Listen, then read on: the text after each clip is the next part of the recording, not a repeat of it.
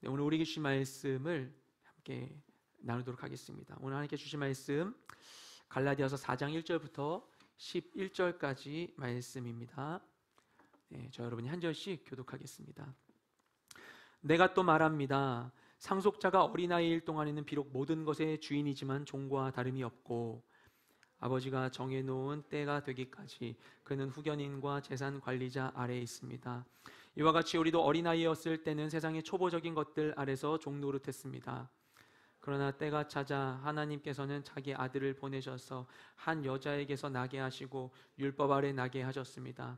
이는 율법 아래 있는 사람들을 구속하시고 우리로 하여금 아들의 신분을 얻게 하기 위함입니다. 여러분이 아들들이므로 하나님께서 자기 아들의 영을 우리 마음속에 보내셔서 아바 아버지라고 부르게 하셨습니다. 그러므로 여러분은 더 이상 종이 아니고 아들입니다. 그리고 여러분이 아들이면 또한 하나님으로 말미암는 상속자입니다. 그러나 전에 여러분이 하나님을 알지 못했을 때는 본질적으로 하나님이 아닌 것들에게 종노릇했지만 이제는 여러분이 하나님을 알 뿐 아니라 오히려 하나님께서 아시는 사람이 됐습니다. 그런데 어째서 여러분은 다시 무력하고 천박한 초보적인 것들로 되돌아가 또다시 그것들에 종노릇하려는 것입니까? 여러분은 날과 달과 절기와 해를 잘도 지킵니다. 함께 읽겠습니다. 내가 여러분을 위해 수고한 것이 헛될까 두렵습니다. 아멘. 네, 말씀을 나누겠습니다. 지난 주 중에 대학 수학 능력 시험이 있었죠. 수능 끝난 다음에 어느 날 제가 낙엽이 떨어져 있는 겨울길을 걸으면서 귀에 이어폰을 꽂고서 유튜브로 이제 뉴스를 듣고 있었는데 막 수능 난이도가 어쩌고 저쩌고 막 이런 얘기들이 막 나오는 거예요. 그런 상황 가운데 갑자기 문득 아득한 학창 시절 생각이 나는 거예요. 그래서 고등학교 1, 2학년 때 얼굴도 모르는 선배들 수능 응원하겠다고 전날 밤에 미리 그 학교 정문 앞에 가가지고 막 추위에 떨면서 친구들과 막 재밌게 놀면서 수능 아침을 기다리던 그런 시간. 친구들하고 학교 끝나고 학교길에 가면서 가위바위보해서 가방 몰아주게 하고 그리고 핫도그 사 먹었었던 추억. 시험 기간엔 독서실에 가서 공부는 안 하고 친구들하고 열심히 놀고 만화책 돌려봤던 추억. 겨울 이맘때면 늘 교회에서 했었던 그 문학의 밤을 준비하려고 매일같이 교회에 모여서 드라마 연습하고 열심히 준비해서 공연을 올렸던 그 추억들. 당시에는 평범했었던 그 하루하루가 얼마나 소중한 시간이었는지를 새삼 생각하게 되었습니다. 이 모든 일들이 얼마 전까지만 해도 정말 눈 감으면 손 닿을 일이라고 생각하고 있었는데 다시 생각해 보니까 이젠 너무나 까마득한 추억이 되고 말았더라고요. 그러면서 그때가 정말 그리운 거예요. 그래서 그때 하루하루가 얼마나 소중한 시간인지 모르고 그 시간들을 다 떠나보내는 것만 같아서 마음이 아득해졌습니다. 그래서 다시 돌아가 보면 어떨까 생각을 해봤어요.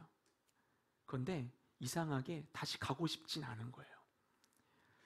그 당시에 저를 가득 채우고 있었던 이 미래에 대한 막연한 두려움, 불안, 그리고 내 인생을 내가 마음대로 할 수 없다는 답답함, 어른들과 기성세대에 대한 저항감, 그리고 허세와 열등감과 유치함으로 도배되었었던 싸이월드 게시판 글들.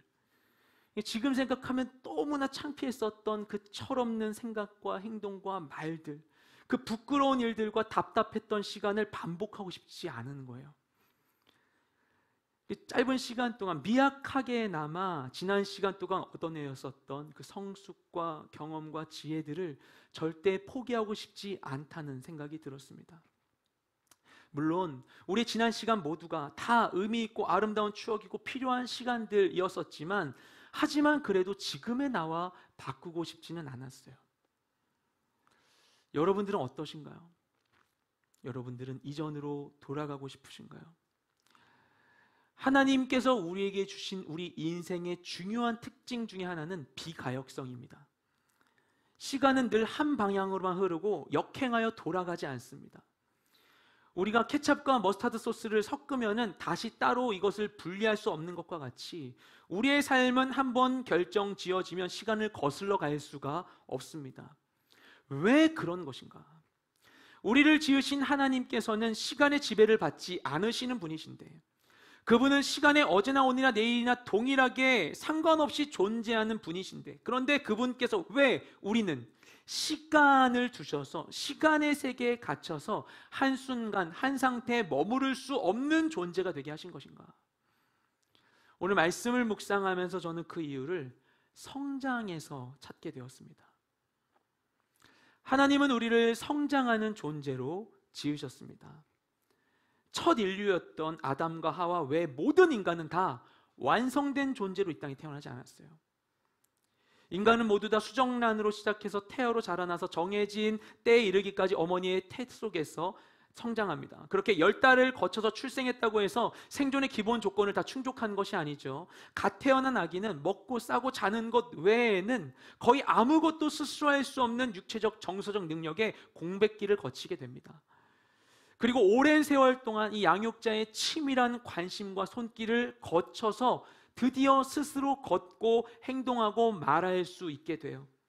그리고 그 뒤로도 성인이 되기까지는 교육과 사회화 과정을 거쳐서 그래서야 온전한 한 명의 사람으로 성장하게 됩니다. 짧게는 한 10년에서 20년까지의 성장 기간을 거쳐야만 이제 자신의 삶을 살 수 있다고 우리가 인정할 수 있게 되는 것이죠. 그런데 그렇게 장성한 후에도 변화의 과정은 멈추지 않아요. 장성한 인간은 이 성숙기를 거쳐서 노화의 과정을 거치게 됩니다. 그리고 언젠가는 생을 마감하게 되죠. 그리고 지금까지 그 누구도 우리의 이 생명이 대체 어떻게 생겨나는 것인지, 그 생명은 왜 노화하는 것인지 그 비밀을 밝히지 못했어요. 우리는 그와 같은 변화와 성장의 과정들을 거치게 됩니다. 이 변화와 성장은 하나님께서 우리에게 주신 아주 특별한 일이에요. 왜 그런가? 하나님은 변하지 않으시기 때문입니다. 야고보서 1장 17절 말씀 가운데 이렇게 얘기해요. 그는 변함도 없으시고 회전하는 그림자도 없으시니라. 하나님 변하지 않으세요. 그리고 그분은 성장할 일도 없으세요. 그분은 늙지도 않으시고 죽지도 않으세요. 그런데 그런 하나님께서 자신에게 없는 것을 인간에게 주셨는데 그것이 바로 변화와 성장인 것입니다. 그것은 누구도 피할 수 없는 일이고 우리가 변하고 성장한다는 것은 그래서 매우 의도되어 있는 하나님의 뜻이 여기에 숨겨져 있는 것입니다. 우리는 내일을 위해 오늘을 살도록 지음받았습니다. 그래서 우리의 삶은 오늘에서 멈추지 않아요. 우리는 계속해서 성장해야 하고 또 성숙해져야만 합니다. 그리고 변화와 성장이 계속되다가 언젠가 그것이 멈출 때, 우리의 생명이 다할 때, 그때 우리는 그분이 예비하신 곳에, 약속하신 곳에 이르게 되는 것이죠. 우리가 반드시 이루어야 할 약속된 안식의 때, 약속된 완성의 날이 남아있기 때문에 하나님께서는 우리에게 필연적인 변화와 성장을 거치게 하십니다. 그런데 이와 같은 변화가 늘 반가운 것만은 아니에요. 이 변화와 성장은 결코 저절로 이루어지지 않습니다. 그에 맞는 에너지를 필요로 하죠. 제가 물을 먹고 싶어가지고 컵을 들어 올릴 때에도 팔에 힘을 써서 컵을 들어 올려야지만 컵에 새로운 위치 에너지가 더해지는 것이죠. 그렇죠? 그것처럼 변화의 과정은 언제나 대가를 필요로 합니다. 그래서 그 과정이 부담스러울 수 있어요. 더 이상 앞으로 나아가지 않고 그래서 그 자리에 머물러 있거나 아니면 과거로 돌아가고 싶은 마음이 우리 안에 들 수도 있습니다. 하지만 그럴지라도 변화와 성장은 우리가 피할 수 없는 삶의 신비입니다. 그리고 힘들지라도 믿음으로 그 길을 향해 나아가면 결국 우리는 예비하신 안식과 완성의 자리에 이를 수 있게 되는 것이죠. 오늘 말씀은 바로 이 변화와 성장에 대한 이야기입니다. 우리 1절부터 3절까지 말씀을 함께 읽도록 하겠습니다. 시작. 내가 또 말합니다. 상속자가 어린아이일 동안에는 비록 모든 것의 주인이지만 종과 다름이 없고 아버지가 정해놓은 때가 되기까지 그는 후견인과 재산관리자 아래에 있습니다. 이와 같이 우리도 어린아이였을 때는 세상의 초보적인 것들 아래서 종 노릇했습니다. 아멘. 바울이 복음을 전했을 당시에 이 갈라디아 지역은 로마의 식민지가 되어 있는 상태였습니다. 그 로마 시대에는 법이 굉장히 발달해 있었는데 이 로마 시민법상 그 12표법 가운데 후견인 제도가 발달해 있었습니다. 이게 가만 들여다보면 오늘날 우리나라 민법의 대리인과 비슷한 건데요. 미성년자나 심신미약자나 여성들을 위한 제도였어요. 그래서 그들을 그냥 보호하기 위해서라기보다는 그들의 재산을 보호하고 그들이 법률 행위로부터 보호될 수 있도록 하는 그런 제도였습니다. 왜 이런 게 필요했는가? 로마 시대는 사망률이 굉장히 높았다고 해요. 비위생적이고 또 질병이 많았었기 때문에 사람들이 일찍 죽었습니다. 그래서 전체 인구의 50%가 20세를 넘기지 못하고 죽었고요. 그리고 전체 인구의 80%가 50세를 넘기지 못하고 사망했다고 합니다. 그래서 아이가 채 20세가 되기도 전에, 다 자라기도 전에 부모님이 이미 사망하는 경우가 다반사였어요. 자라고 있는데 이미 부모님이 안 계시는 거예요. 그래서 많은 아이들이 예기치 않은 이 양육의 공백기를 겪을 수도 있었고요. 또한 미성년자일 때 아버지가 사망하면 그 상속 재산이 보호되지 못하는 경우가 발생했죠.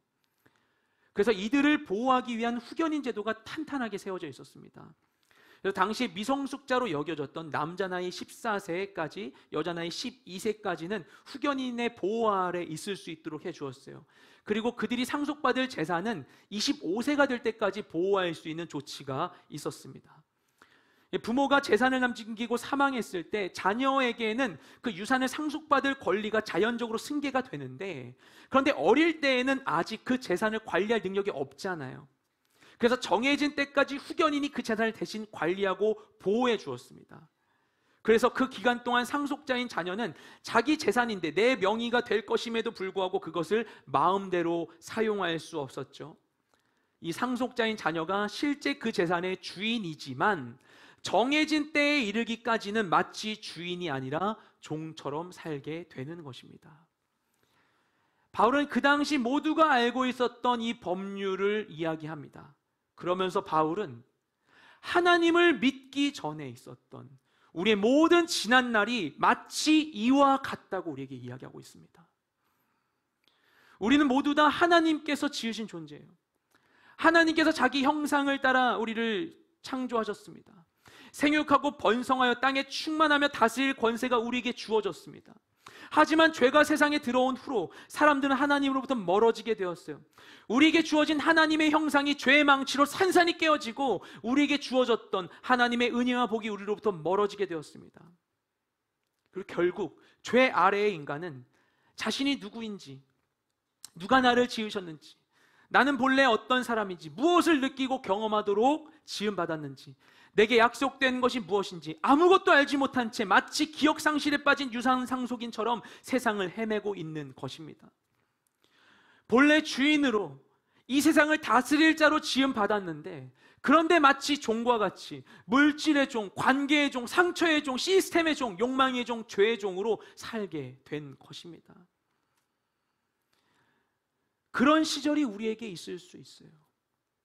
사실 주인이지만 종과 같이 모른 채 살았을 수 있어요.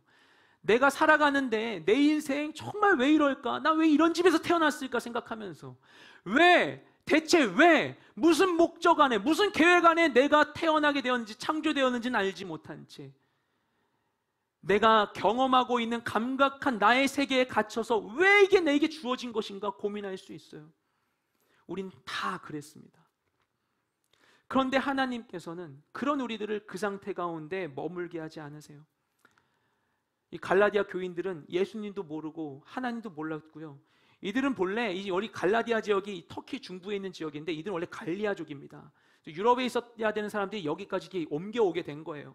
그래서 이들은 이 켈트족의 신화와 우상과 미신과 또한 로마의 거대 권력에 의지한 이 현세주의에 빠져 살았던 사람들입니다.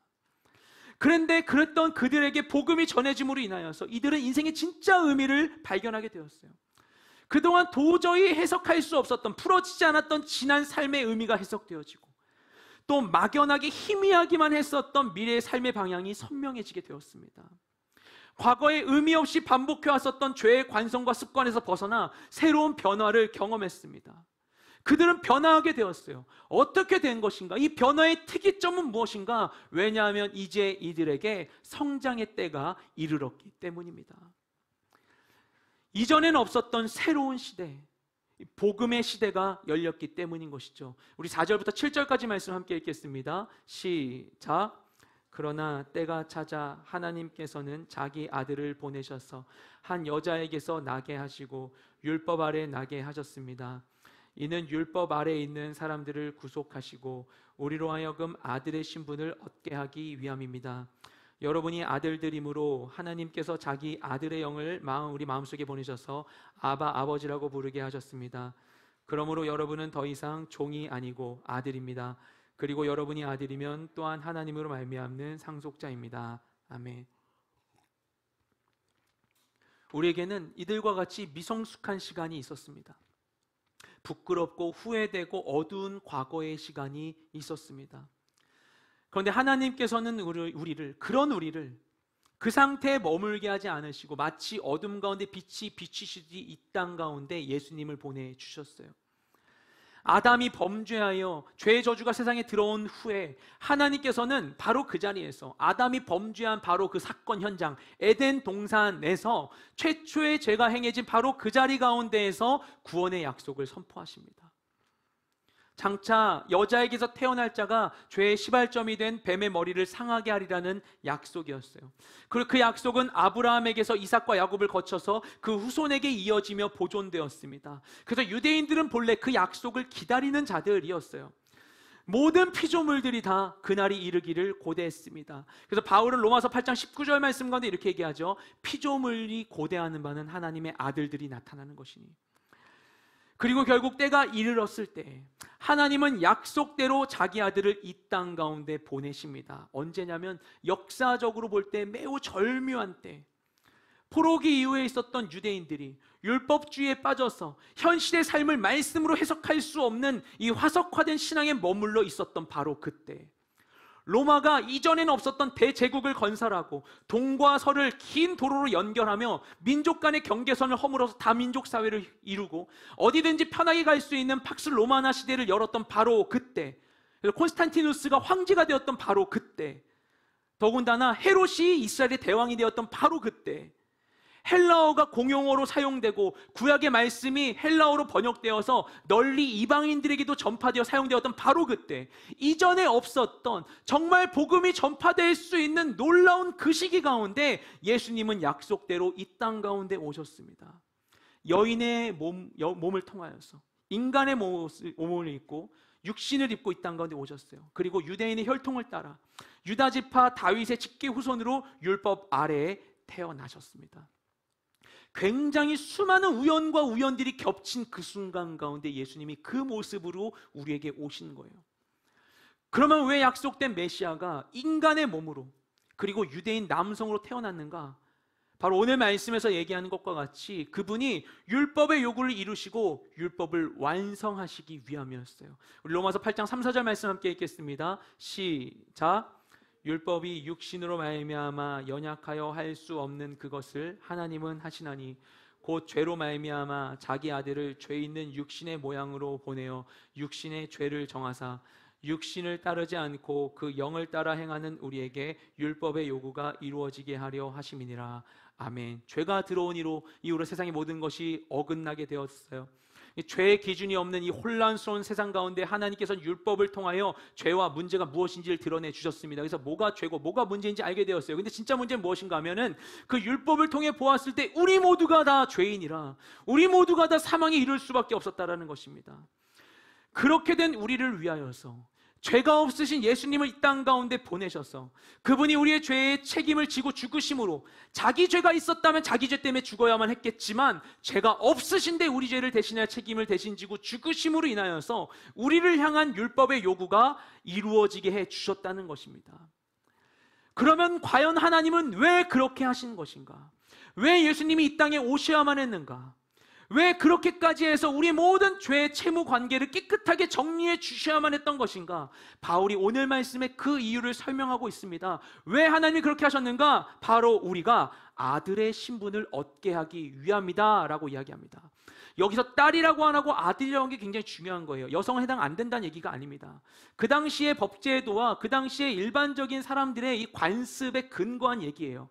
상속자로서의 지위가 아들에게 더 있었기 때문에 얘기입니다.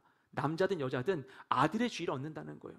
아들이라고 해서 섭섭해하지 마세요. 성경에 저는 그리스도의 신부라고 할 때 아멘 합니다. 네, 하나님 그거를 의미로 우리에게 알려주시는 거예요. 그래서 상속자로 우리를 삼아주신다는 거예요.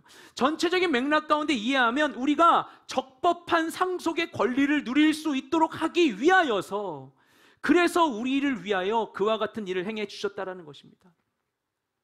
하나님께서는 사랑으로 그분의 형상을 따라 그분의 나라와 유업을 이을 자들로 우리를 지으셨는데, 죄와 사망의 저주에 매여서 자신의 정체성과 존재 가치를 알지 못한 채 허망한 데 종노릇하며 사는 모든 이들이 그들의 악한 행실과 죄와 상처와 고통에서 벗어나 하나님께서 계획하시고 약속하신 그 온전한 유업을 받아 누릴 수 있도록 예수 그리스도를 이 땅 가운데 보내주신 것입니다. 예수님께서 십자가에 달려 죽으심으로 인해서 우리는 죄에서 해방되었어요. 이것은 역사적이고 객관적인 사실입니다. 그래서 하나님께서 우리의 지위를 회복시키기 위해서 행하신 법적 행위와 같은 거예요. 그래서 마치 입양 서류에 도장 찍은 것과 같은 것이죠. 그런데 마치 정말 그냥 도장만 찍은 것처럼 그 사실이 일어났는데, 그걸 믿음에도 불구하고 그 사실이 우리 마음에 확 와닿지 않아요. 그렇죠? 마치 입양이 되었다고 해서 바로 내일부터 아빠, 엄마 부르기가 어색한 것처럼, 우리가 하나님께서 우리에게 그 은혜를 베푸셔서 하나님의 자녀로 삼아주셨다는 것을 우리 말씀을 통해 알고 믿음에도 불구하고 우리가 그것에 충분히 우리의 마음을 맡기고 들어갈 수 없고 그걸 누릴 수 없을 때가 있어요. 마치 신데렐라가 왕자랑 결혼하고 나서, 왜 나오진 않지만 결혼했는데도 불구하고 막 더러우면 내가 걸레질 해야 될 것 같고, 그렇죠? 밥 먹는데 나는 큰 식탁에서 못 먹고 양푼에다가 막 넣어가지고 비벼가지고 먹어야 될 것 같고, 해왔던 거를 벗어나지 못할 것 같은 그런 마음이 있지 않았을까? 우리가 하나님의 자녀 삼아주셨다라는 그 믿음을 가지고 있음에도 불구하고 정말 자녀됨으로 살지 못한 채 믿음의 시간들을 보낼 수 있다는 것입니다. 그래서 하나님께서는 우리를 위하여 오늘 말씀에 보면 우리의 마음 가운데 성령님을 보내주셨습니다. 그래서 우리가 하나님의 아들임을 마음으로 믿게 해주시는 거예요. 그래서 우리가 하나님을 아빠, 아버지라고 부를 수 있게 해주신 것입니다. 이것을 로마서에서 이렇게 설명하죠. 우리 8장 14절부터 17절까지 말씀 함께 읽겠습니다. 시작. 무릇 하나님의 영으로 인도함을 받는 사람은 곧 하나님의 아들이라. 너희는 다시 무서워하는 종의 영을 받지 아니하고 양자의 영을 받았으므로 우리가 아빠, 아버지라고 부르짖느니라. 성령이 친히 우리의 영과 더불어 우리가 하나님의 자녀인 것을 증언하시나니, 자녀이면 또한 상속자 곧 하나님의 상속자요 그리스도와 함께한 상속자니, 우리가 그와 함께 영광을 받기 위하여 고난도 함께 받아야 할 것이니라. 아멘. 성령을 따르는 자는 모두 다 하나님의 아들입니다. 우리는 성령의 인도하심을 따라 하나님을 아버지로 믿고 의지합니다. 왜냐하면 성령님께서 우리 안에 오셔서 우리가 하나님의 자녀인 것을 우리 안에서 우리를 설득해 주시기 때문이에요. 우리가 이것을 잊지 않고 살아갈 수 있도록 성령님께서 계속해서 우리를 도와주고 계시는 것입니다. 때로는 선한 양심을 통하여서, 때로는 나의 어떤 지적인 활동을 통하여서 계속해서 하나님의 아들임을 인지할 수 있게 해주셔요. 그래서 과거의 삶으로 돌아가지 않고 새로운 삶을, 더 나은 삶을 살 수 있도록 우리를 부추겨 주시는 것입니다. 그래서 결국 우리는 하나님의 유업의 상속자로 살아갈 수 있게 되는 것입니다. 여전히 우리의 과거의 시간들이 그대로 있고 그 과거의 시간에 대한 기억이 우리 마음속에 선명하게 남아있을지라도, 그 상처들이 다 해결되지 않았을지라도, 그래서 우리가 에이 나 원래 이렇게 살았어, 이게 뭐가 어때서, 다 저렇게 사는데 뭐 어때, 나 그냥 살던 대로 살 거야, 이러다 죽겠지 뭐, 생각하면서 세상의 철학과 질서를 따라, 죄의 습관과 상처를 따라 죄의 종으로, 아픔의 종으로, 분노의 종으로, 우울의 종으로, 수치의 종, 욕망의 종으로 사는 것이 아니라 하나님의 상속자로 그분의 뜻을 따라 거룩하고 아름답고 지혜로운 삶을 살아갈 수 있게 되는 것입니다. 예수 그리스도를 통해서 우린 더 이상 종이 아니라 상속자인 것입니다. 주어졌지만 누릴 수 없기 때문에 하나님이 기꺼이 그와 같은 놀라운 일을 행하셔서 우리를 그 자리로 견인해 주신 거예요. 이끌어 주시는 거예요. 손에 돈을 들고도 뭘 사지 못해서 망설이는 애를 위해서 대신 가가지고 물건 사주는 것처럼 그렇게 우리를 위해서 수고해 주시는 거예요. 그렇게 예수님께서 우리가 변화와 성장을 이루게 해주십니다. 가만 보면요, 우리가 아픔이 있고 영적인 문제들이 있는데 아주 많은 일들이 정말 정서적인 문제, 영적인 문제로 인해 시작했다기보다는 육적인 문제, 삶의 하드웨어로 시작되는 어려움들이 너무 많은 것 같더라고요. 내 인생이 그랬기 때문에, 내가 그걸 경험했기 때문에, 내가 본 게 그거밖에 없기 때문에 그걸 벗어나지 못하고 더 이상을 꿈꾸지 못하는 거예요. 기대하지 못하는 거예요. 소망하지 못하는 거예요. 예전에 제가 섬겼던 어떤 곳에서 한 지체가 있었는데 언제 한번 저한테 상담하고 싶다고 해가지고 제가 전도사일 때 같이 만났어요. 그래가지고 한 칼국수집 가서 전 팥칼국수 시키고 해물칼국수 시켜주고서 이야기를 나누는데 알지 못했던 삶의 사연이 너무나 괴로운 거예요. 음식을 먹을 수 없을 만큼. 다 얘기할 수는 없지만 어느 떤 거냐면 아버님께서 알코올 중독이신데 자녀들을 그냥 학대하는 걸 더 나아가서 게임 중독에만 빠져 계시는데 게임 캐릭터를 아들이 계속 돌릴 수 있도록 아들을 학교 보내지 않고 학대하면서 술만 마시고 계신, 이 정도만 말씀드려도 어떤 느낌인지 아시겠죠?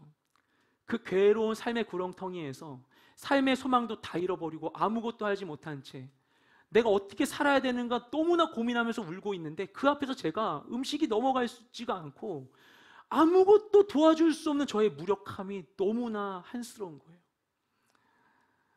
기도할 수밖에 없는 거죠. 기도할게요 이런 말이 그렇게 괴롭게 느껴지지가 않는 거예요. 근데 결국에 어떻게 해서 교회에서 그 사연을 알게 된 한 분이, 집사님이 격리가 필요하다고 생각됐기 때문에 우리 집에 들어와라고, 엄마라고 생각하라고, 그 다음에 훈련을 받게 해주시고 본인의 돈을 내어서 어디 훈련, 선교단체 훈련도 받을 수 있게 해주신 거예요. 그러다가 중간에 연락이 끊겼는데 몇 년 전에 문자가 왔어요. 대뜸 전사님 잘 계세요. 그래서 제가 지났는데 그때 너무 감사했는데 인사를 못했어요 하는 거예요. 너무 감사했어요. 근데 더해서 좀 약간 드라마 같은데 어느 날 제가 너무나 피곤하고 힘들어가지고 막 있으니까 목사님이 병원 가보라고 그래가지고 나 갔던 병원인데 거기 가보라고 한 거예요. 병원 가서 대기실에 있는 손님 많았는데 앞에 앉았는데 제가 졸고 있었어요. 그때 좀 피곤해서 졸고 있는데 그때 누가 막 부르는 거예요. 부르는데 뭐냐면 목사님 하는 게 눈을 딱 떴는데 그 자매가 있는 거예요. 그곳에서 거기서 근무하고 있었더라고요. 멀지 않은 곳에서. 근데 너무나 아름답고 너무나 건강한 모습으로 있는 거예요. 근데 그걸 보는데 얼마나 큰 위로가 되는지 모르겠어요. 너무나 힘든 상황 가운데 있을 때 하나님께서 큰 은혜로 이 삶에서 건져낼 수 있는 새로운 틀을 삶에 허락해 주셨어요. 그러니까 내일을 꿈꿀 수 있게 되고 비전과 소망을 가질 수 있게 되고 계획할 수 있게 되고 준비할 수 있게 되고 뭔가를 이룰 수 있게 되는 것이죠. 근데 우리가 그렇게 살아야만 하는데, 우리에게 그 모든 것이 필요한데 우리가 하나님이 약속하신 길까지 가기에 너무나 먼 거예요. 내 인생이 꿈꿀 수 없는 거예요. 어떻게 그렇게 되겠어. 나 이렇게 살았는데 산던 대로 살 거야. 익숙했던 데를 벗어나지 못하는 거예요. 가본 데까지밖에 가보지 못하고 그것까지밖에 기대하지 못하는 거예요. 죽음을 넘어, 사망을 넘어, 저주를 넘어 생명으로 나아가지 못하는 거예요. 그래서 예수님이 이 땅 가운데 오셔서 우리가 할 수 없는 일을 이루어 주심으로 인하여 우리가 갈 수 있는 길을 열어 주신 것입니다. 믿음으로 나아오라고. 그렇게 주님은 우리를 변화와 성장의 길로 이끌어 주시는 거예요. 갈라디아 교인들이 그런 일들을 경험했었어요. 그런데 그랬던 이들이 은혜로 이루어냈던, 하나님의 철저한 은혜로 주어졌던 그 모든 변화와 성장을 거슬러서 다시 이전의 삶으로 돌아가려 하고 있는 것입니다. 우리 8절부터 11절까지 말씀을 함께 읽겠습니다. 시작. 그러나 전에 여러분이 하나님을 알지 못했을 때는 본질적으로 하나님이 아닌 것들에게 종노릇했지만 이제는 여러분이 하나님을 알 뿐 아니라 오히려 하나님께서 아시는 사람이 됐습니다. 그런데 어째서 여러분은 다시 무력하고 천박한 초보적인 것들로 되돌아가 또다시 그것들의 종노릇하려는 것입니까? 여러분은 날과 달과 절기와 해를 잘도 지킵니다. 내가 여러분을 위해 수고한 것이 헛될까 두렵습니다. 아멘. 갈라디아 교인들은 이전에 세상의 질서를 따라 살아봤던 사람들이에요. 의미 없는 미신과 주술의 삶을 맡겼습니다. 세상의 질서 안에서 더 많이 소유하고 더 많이 성취하려 했습니다. 나의 소유와 성취를 계급화하고 남들을 밟고 올라서기 위해 노력했습니다. 그래서 열심히 살았어요. 열심히 노력하고 고생했어요. 근데 참으로 신기한 것은 무엇인가 하면은 노력해도 만족이 없는 거예요. 가져도 끝이 없는 거예요. 열심히 살지 않은 게 아닌데 내 재산을 지키려고 그렇게 열심히 살았는데도 불구하고 행복하지 않은 거예요. 아무리 얻고 이루어도 끝없는 상실과 불만과 비교에 시달리게 되었던 것입니다. 그런데 하나님을 믿고 과거의 것들로부터 해방되었어요. 더 이상 이전에 자랑하던 세상의 지위와 소유가 나의 정체성을 대신할 수 없게 되었어요. 나보다 가진 자들 앞에서 주눅들지 않고 내가 가진 것으로 우쭐대지 않게 되었어요. 오직 주님만이 나의 자랑이 되고 주님만이 내 삶의 이유가 되었어요. 그런데 그랬던 그들에게 율법의 유혹이 들어옴으로 인하여서 그들은 이전에 세상에서 해왔던 일들을 다른 모습으로 교회에서 재현하게 되었습니다. 신앙생활은 나를 뽐내는 도구가 되었고 성도의 교제는 고급 사교 모임으로 대신되었습니다. 정말 하나님은 없고 나로 가득한 신앙이 되고 말았어요. 그래서 그런 이들을 향해 바울이 간곡한 말로 호소하는 것입니다. 여러분, 과거는 모르겠는데 이제 여러분이 하나님을 알잖아요. 하나님 믿잖아요. 하나님도 여러분을 이제 아시잖아요. 그런데 왜 어떻게 하나님을 경험하고도 어찌 이전에 이미 지나왔던 것들, 약하고 천박하고 초보적인 것들로 돌아가서 그것에 종노릇하며 살려는 것입니까? 여러분, 어떻게 그런 마음으로 신앙생활 할 수 있겠습니까? 여러분, 대체 교회는 왜 나오고 있습니까? 즐겁습니까? 은혜가 있습니까? 기쁨이 있습니까? 그 모든 것을 뺏겨버린 채 지금 뭐 하고 있는 것입니까? 라고 이야기하는 거예요. 그것은 성장이 아니라 퇴화입니다. 이전의 모습으로 돌아가는 여러분을 보고 있으니 내가 그동안 수고했던 모든 것이 다 헛되게 느껴질 뿐입니다. 바울이 이야기하는 것입니다.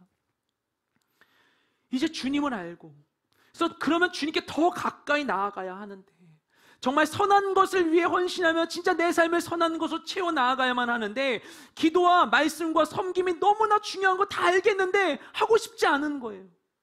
그냥 여기서 머물고 싶은 거예요. 이쯤이면 됐지 뭐. 마치 나의 신앙이 나의 소유인 것처럼 생각하게 되는 것입니다. 다 주님의 은혜인 줄 모르고, 은혜인 줄 모르고. 제가 작년인가 문자를 왔는데 핸드폰 할부가 다 됐다는 거예요. 수개월 동안의 할부가 끝나니까 되게 마음이 기쁜 거 있죠. 그럼 이제 할부가 없으니까 핸드폰 값 내려가겠다 생각해야 되는데 바로 새로 나온 핸드폰을 막 찾아보는 거예요. 다음에 뭐 할까? 이제 겨우 이 빚의 노예에서 해방되었는데 새로운 종이 되고자 하는 거예요. 근데 그러면서 가만히 생각해 보니까 와, 내가 정말 하나님께서 나를 세상의 빛으로 살라고 하셨는데 세상의 빚으로 살고 있었구나. 내 핸드폰 그동안 몇 개월 동안 얘는 내 것이 아니었어. 그죠? 내가 우리 집 열심히 살고 있었지만 우리 집도 내 것이 아니고, 내가 사람들 막 밥 사고 하면서 관계를 형성했는데 카드 긁어서 밥 샀던 거 결국 그 관계도 다 내 것이 아니었고, 학자금 대출 열심히 갚고 있으니 나의 학위와 지식도 다 내 것이 아니구나. 난 그냥 빚으로 살고 있었구나 생각을 하게 되는 거예요. 내 소유는 진짜 뭘까? 근데 가만 생각해 보니까 그게 맞는 거예요. 빚으로 사는 거예요. 우리가 다 빚진 자인 거예요. 복음의 빚진 자인 거예요. 그리스도의 사랑의 빚진 자인 거예요. 그분의 죽음과 희생의 빚진 자인 거예요. 내가 하나님의 은혜를 누린 것, 성령님을 만난 것, 성령의 은사를 받은 것 다 하나님의 것이고 그분에게 빚진 자로 누리고 있음에도 불구하고 그게 잠깐 내 손을 거쳐갈 때 내 것인 것처럼 생각하는 거예요. 다 잃은 줄 알고 그 자리에 머물려고 하는 것입니다. 다 잃은 줄 알고. 주님 계시지 않으면 모든 것이 소용없음에도 불구하고 내가 이미 소유한 자인 척 착각하고 있는 것입니다. 하나님의 은혜가 고픈데, 기도해야 되는데, 말씀을 봐야 되는데, 예배해야 되는데, 주님이 너무 필요한데 다 잊어버리고 살게 되는 거예요. 또는 믿는데도 불구하고 삶에 어려움이 생겨요. 믿는데도 불구하고 일상에 치이고 지쳐요. 그러다 보니까 뭐가 중요한지 알면서도 기도도 말씀도 섬김도 잠시 제쳐두고 그냥 빠른 만족과 유의를 주는 일에 금세 눈을 돌려버리게 되는 것입니다. 그리고 그렇게 할수록 우리의 신앙은 점차 형식화됩니다. 쾌락을 위한 삶의 영역과 믿음을 위한 신앙의 영역이 구분되어 버리는 거예요. 그리고 결국엔 모양뿐인 신앙이 되는 것입니다. 하나님을 믿는데도 불구하고 주님 안에서 성장과 성숙을 이루었음에도 불구하고 다시 약하고 천박한 초보적인 일로, 이미 지나온 이전의 일로 돌아가서 다시 성장하지 않는 거예요. 그럼 평생 기쁨과 똑같은 아픔과 고통과 우울 가운데 빠지게 되는 거예요. 그 자리 가운데 우리가 돌아가야만 하겠습니까? 그 일을 반복해야겠습니까? 이제 조금 나아졌으니 이쯤하고 살자라고 얘기할 수 있겠습니까? 더 나아질 길이 있다면 우리가 그것을 위한 수고를 아끼지 말아야 되는 거 아닙니까? 하나님은 우리를 변화와 성장의 길로 인도해 주세요. 우리가 가본 적 없었던 새로운 길들로. 피터팬의 이야기가 있죠. 성장하지 않는 아이에 대한 이야기입니다. 피터팬을 다룬 다양한 영화들이 있는데 제가 굉장히 인상적이었던 게, 그게 유명하게 뜨진 않았지만 2004년에 나왔던 피터팬이란 영화였어요. 그래서 후크 선장에 대한 이 해석이 굉장히 독특한 그런 영화였던 걸로 기억을 하고 있는데요. 거기에 정말 요정같이 예쁘게 생긴 소년이 피터팬 역할을 맡았어요. 한눈에 봐도 와, 진짜 너무 예쁜 아이다. 어린 소년이었는데. 근데 영화 후반 가운데 네버랜드를 떠나려고 하는 그 웬디를 향하여 피터팬이 이야기를 해요. 초롱초롱한 눈마름을 하고서, 가지마, 나랑 함께 있자. 저를 보면 실감이 안 나겠지만 진짜 초롱초롱한 눈으로 가지마 막 하는 거예요. 정말 심쿵해서 얘를 어떻게 두고 가지 하고 싶게끔 얘기하는 거예요. 그러자 그 피터팬에게 웬디가 대답합니다. 난 어른이 되어야 해. 그리고 네버랜드를 떠나게 되죠. 인생은 멈추지 않습니다. 우리는 변화와 성장의 삶 가운데 있습니다. 그 나라, 약속하신 나라에 이를 때까지 우리는 계속해서 변화와 성장의 분량을 채워가야만 해요. 다시 이전으로 돌아갈 수는 없는 거예요. 그리고 우리가 기대하고 있는 모든 것들이, 지금 기대하고 있는 모든 것, 직장의 문제이건 학교에 대한 것이든 결혼이든 어떤 것이든 간에 그것이 우리 인생의 종착이 될 수 없어요. 우리의 모든 기대는 마치 파랑새를 쫓는 것과 같이 나아갈 수밖에 없는 것입니다. 끝없는 갈망의 삶을 살도록 영혼을 갈망하는 존재를 하나님 우리를 지으셨기 때문이에요. 계속해서 우리는 변화와 성장의 분량을 채워가야 돼요. 다시 이전으로 돌아갈 수 없어요. 믿는 자는 늘 새로움을 입는 자인 것입니다. 우리 함께 고린도후서 5장 17절 말씀 읽겠습니다. 시작. 그런즉 누구든지 그리스도 안에 있으면 새로운 피조물이라. 이전 것은 지나갔으니 보라 새 것이 되었도다. 아멘. 누구든지 그리스도 안에 있으면 새로운 피조물입니다. 이전 것은 이미 지나갔어요. 아무리 예쁘고 비싼 옷이더라도 몸이 더 자라고 나면 다시 입을 수 없죠. 언젠가 살 빠지면 입어야지 해봤자 그 장롱을 벗어나지 못한 채 있을 수 있는 거예요. 아무리 좋은 것이어도 지나간 것을 다시 할 수 없는 것입니다. 우리는 때에 맞는 옷을 입고 때에 맞는 성장의 길로 나아가야만 합니다. 그리고 믿음으로 그 길을 가다 보면 주님께서 예비하신 놀라운 일들이 우리를 기다리고 있을 거예요. 이해되지 않을 수 있어요. 이게 막 논리적인 인과관계로 내 삶의 개연성으로 아무리 생각해봤자 이어지지 않아서 꿈꾸지 못하고 언강생심, 생각도 못 해볼 수 있어요. 그래서 예수님이 십자가 달려 돌아가셨어요. 우리가 상속자 되라고. 우리에게 믿음을 주십니다. 내일로 나아가라고. 밟아보지 못했던 그 땅을 밟으라고. 가보지 못했던 그 길을 향해 나아가라고. 우리를 내일로 인도해 주시는 것입니다. 주님을 믿음으로 지금의 자리에 머무르지 않고 과거의 자리로 돌아가지 않고 주님이 예비하시고 인도하시는 변화의 성장의 길에 나를 맡겨드리는 우리 모두가 되시기를 주님의 이름으로 축복드립니다. 주님을 향하여 믿음으로 기도할 텐데요. 기도하기 앞서 함께 먼저 찬양했으면 좋겠어요. 하나님, 내 삶의 모든 자리 가운데, 내가 머물러 있었던 그 자리들 가운데, 앞으로 더 이상 나아갈 수 없을 것만 같은 모든 상황 가운데 주님 임하시고, 주님 빛으로 임하시고 주의 시선을 비추시고 함께하여 주셔서 주님을 통하여 내일로 나아갈 수 있는 담대함과 소망을 얻게 하여 주시옵소서. 나를 회복시켜 주시옵소서. 우리 믿음의 고백을 담아 주님께 우리 찬양으로 나아가기 원합니다. 흐르는 시간이 흐르는 시간이 한 한숨만 남기고 반복된 실패로 지쳐갈 때 내 맘의 소망이 눈물 조각 될 때 내 곁에 다가와 부르시네. 다시 한번 고백합니다. 흐르는 시간이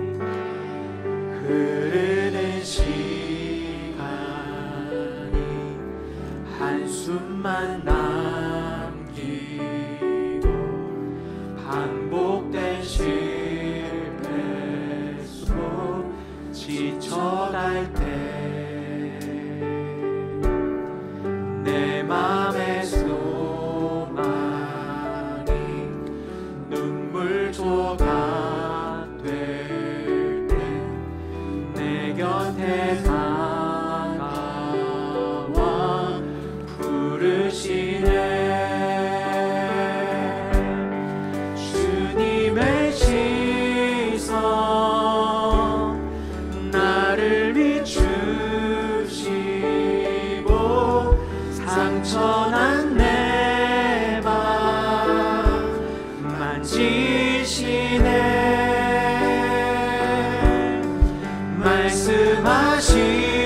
말씀하시고 회복해 하시네.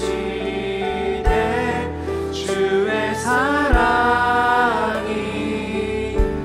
다시 살게 하시네. 흐르는 시간이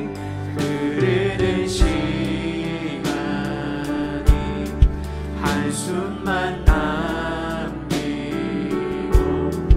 반복된 실패 속 지쳐갈 때 내 맘의 소망이 눈물 조각 될 때 내 곁에 다가와 부르시네. 주님의 시선 나를 부으시고 상처난 내 맘 만지시네.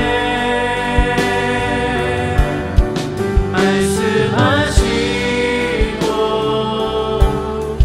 회복해 하시네. 주의 사랑이 다시 살게 하시. 주님의 시선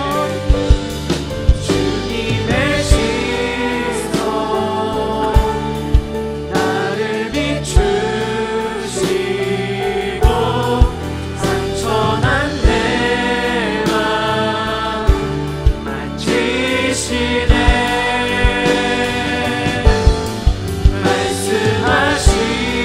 말씀하시고 회복해 하시네. 주의 사랑이 다시 살게 하시네. 이 시간 우리 찬양의 고백과 같이 주님께 우리가 기도하며 나아가기 원합니다. 주님, 우리 모든 삶의 여정을 주님께 맡겨드리기 원합니다. 나의 모든 과거의 시간들도 주님께 맡겨드리기 원합니다. 내가 지나왔던 모든 시간들, 내가 철저히 알고 있다고 생각했던 그 모든 시간들에 대한 판단과 그 모든 시간들에 대한 해석도 주님께 맡겨드리기 원합니다. 그 시간 가운데 주님이 무엇을 하셨으며 그 시간 주님은 어떤 생각을 보시 주의 뜻을 알기를 원합니다. 주님이 임하여 주시옵소서. 내 삶의 모든 의미를 채워주시옵시고 오늘의 나에 있는 모든 자리의 의미를 알려주시옵소서. 주님 안에 내가 새로운 소망을 품고 오늘 주어진 모든 시간을 살아갈 수 있도록 변화와 소망을 얻을 수 있도록 아버지 우리에게 믿음을 채워주시옵소서. 주님께서 주의 도심을 가며 합심한 주님께 주여 말씀 기도하며 나아가겠습니다. 주여, 주님 감사드립니다. 주님 우리에게 믿음을 주시옵소서. 주님 우리에게 믿음을 주시옵소서. 아버지 주님과 함께 내일 향해 나아갈 수 있기를 원합니다. 참된 변화와 소망이 갈 수 있기를 원합니다. 아버지 하나님 우리에게 임하여 주시고 우리 말씀하여 주시옵소서. 아버지 우리에게 말씀하여 주시옵소서. 우리에게 말씀하여 주시옵소서. 말씀하여 주시옵소서. 내게 말씀하여 주시옵소서. 내게 말씀하여 주시옵소서. 내게 말씀하여 주시옵소서. 내가 다 알지 못하고 채우려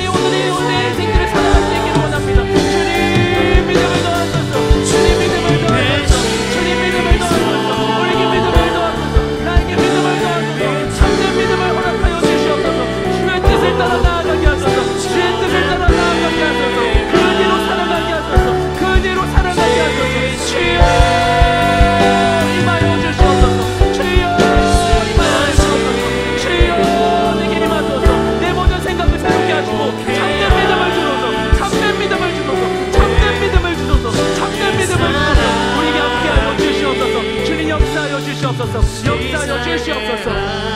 이어서 기도하며 나아갈 때 하나님을 향한 주님 나에게 믿음을 주시고 아버지 하나님 내게 새로운 비전을 허락하여 주시옵소서. 나를 주님 예비하신 새로운 길로 인도하여 주시옵소서. 나에게 새로운 시즌을 주소서. 때에 맞는 상황들을 허락하시고 때에 맞는 은혜를 허락하시고 때에 맞는 갈망을 허락하시고 새로운 관계와 아버지 새로운 기회와 새로운 지혜와 지식과 놀라운 일들을 부어주시옵소서. 주님 안에서 내일을 꿈꾸며 나아가는 놀라운 비전으로 내일을 살아내는 우리 모든 인생 될 수 있도록 역사하여 주시옵소서. 우리 모든 삶 가운데 새로운 변화와 성장을 이루어달라고 주의 인도하심을 그럼 합심하여 주께 다시 한번 우리 주여를 주며 기도하며 나아가겠습니다. 주여 우리 가운데 함께하여 주시옵소서. 주님하여 주시옵소서. 아버지 하나님 오늘 내가 가야 될 모든 일이 무엇인지 알려주시옵소서. 정체되어 있는 가운데 흐르지 않고 멈추어서 아버지 오늘의 상황 가운데 고여있는 인생을 더 이상 살고 싶지 않습니다. 오늘의 삶에 고여있는 인생을 살고 싶지 않습니다. 아버지 의미 없는 일을 반복하며 살고 싶지 않습니다. 아버지 하나님 내가 헤매며 살고 싶지 않습니다. 주님 내게 임하시고 말씀하여 주시옵소서. 내게 참된 믿음을 허락하여 주시옵소서. 내일을 꿈꾸게 하시고 새 소망으로 나를 세워주시옵소서. 아버지 온전한 믿음으로 내일을 계획하며 이루며 나아가는 우리 모든 인생 될 수 있도록 주여 역사하여 주시옵소서. 주여 역사하여 주시옵소서. 주여 역사하여 주시옵소서. 주여 역사하여 주시옵소서. 우리 모든 삶의 자리 가운데 주님 동일한 사랑하는 주님의 임재로 나를 역사하여 주시옵소서. 우리는 변할지라도 우리 바닥일지라도 하나님을 변치하시고 신실한 모습으로 함께 하시는 주님 오늘이나 내일이나 변함없는 주님 아버지 오늘이나 내일이나 변함없는 주님 우리 너희 가운데 함께 하시는 주님 아버지 하나님 신실한 사랑 우리 인도하여 주시옵소서. 우리를 내가 가야 한다는 미래로 우리 인도하여 주시옵소서. 우리 갈곳 인도하여 주시옵소서. 새로운 지혜와 새로운 방향과 새로운 지식과 새로운 만남과 새로운 기회와 새로운 일들이 우리 모든 것을 온전히 채우게 하여 주시옵소서. 새로운 비전과 소망을 우리 가운데 허락하여 주시옵시고 아버지 하나님 주님 인도하심을 따라 담대히 나아가는 우리 모든 인생 되게 하여 주시옵소서. 주님 역사하소서. 주님 역사하소서. 우리의 새로운 모든 시즌 가운데 가야 될 모든 발걸음 가운데 주님 동행하여 주시옵시고 우리 길을 열어주시옵시고 주님을 인하여서 모든 것이 아버지 하나님 모든 것이 주님으로 인하여서 아버지 순적하게 혁적게 열리는 놀라운 역사가 우리 삶 가운데 이루어지게 하여 주시옵소서. 강제한 발걸음의 힘을 더하여 주시옵소서. 역사하여 주시옵소서. 주님 역사하여 주시옵소서. 주님 가운데 함께하여 주시옵소서. 우리 마지막으로 한 번 더 기도하며 나아갈 때 우리 오늘의 교회와 우리 W 청년을 위해서 함께 기도하며 나아가기 원합니다. 아버지 우리가 이 터널과 같은 코로나 시대를 지나 새로운 때를 향해 나아가게 됩니다. 아버지 우리 가운데 새로운 이들을 보내주시고 많은 이들이 동참하게 하시고 주의 몸된 교회를 새롭게 이루어가고 계시는데 아버지 우리가 주님께서 예비하신 우리의 때에 맞는 은혜를 드릴 수 있는 아름다운 교회 공동체를 이루며 나아갈 수 있기를 원합니다. 아버지 하나님 우리에게 아버지의 새로운 시즌 허락하실 때 정말 믿음의 동역자를 만나야 되는 동역자들 순모인들 만날 수 있게 좀 역사하여 주옵시고 새로운 때에 맞는 은혜의 통로들을 허락하여 주셔서 주님 안에 우리에게 주어진 모든 시간들을 믿음으로 함께 견디며 나아갈 수 있도록 역사하여 주시옵소서. 우리 더블 청년과 오늘 교회